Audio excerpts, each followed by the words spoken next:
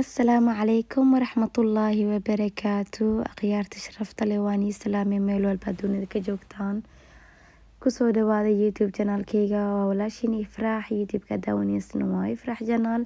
Haddii ay tahay markii ugu horeysa ay YouTube-kayga soo booqato, kusoo dhawaaw, subscribe, like and comment intana inoo reeb. Waana ku mahadsantahay haddii aad hor noola joogtane. Waxaa ku leeyahay daawasho wanaagsan, kuna soo dhawaaw mar labaad.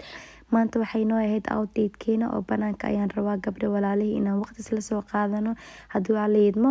Marka insha Allah maanta banaanka ayaan soo aadnay. Baby-gayga xataa hore ayaan usoo waday, laakiin maasha Allah jawiga ayaa saaid xumaa oo roob saaid ayaa da'ayay. Marka maanta waxaan ku hormaraynaa dukaan ayaa la rabaa in aan dharka soo iibsado oo dharka caruurta ayaa la soo jabiyay. Marka insha Allah dukaankaas ayaan ku hormarayaa.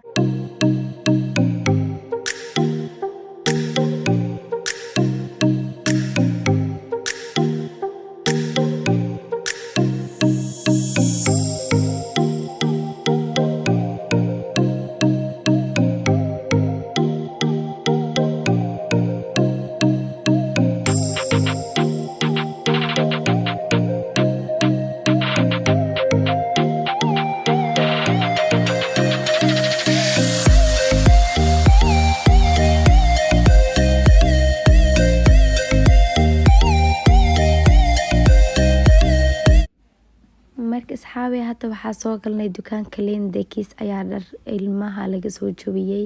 Dukaankan aad iyo aad ayaan u jeclahay oo number 1 ayuu yahaybo, maxaa yeelay markasto dharka caruurta aad iyo aad ayuu ugu fiican yihiin. Dharkiisa waa dhar quality leh oo dhar aad iyo aad u fiican.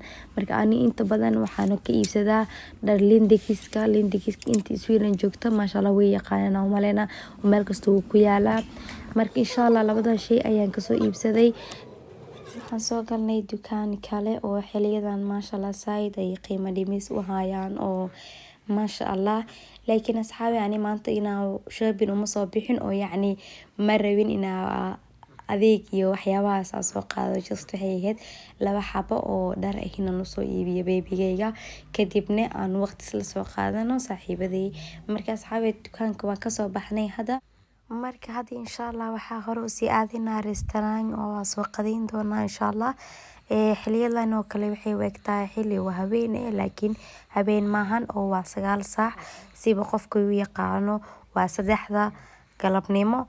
Marka habeen maahan oo xiliyadan oo kale markii winter la gaaro maasha Allah meelaha mugdi ay dhaqanaysa xumaleysa habeen. Marka habeen maahan asxaabi.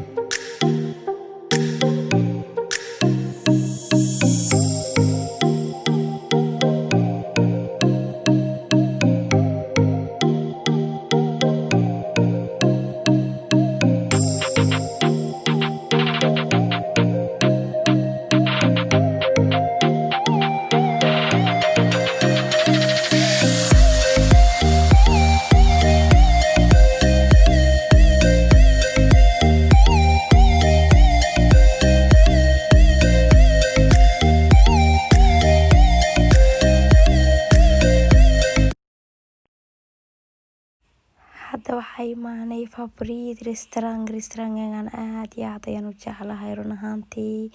Markasta aan imaado magaaladan waan jeclahay inaan imaado. Marka asxaabi marka coronavirus ayaa laga cabsanayaa oo waxay noqotay inaan xoogaa aan sugno oo banaanka ku sugno maadaama aan la ogoleen in dad badan ay soo galaan hal mar ay meel ku kulmaan.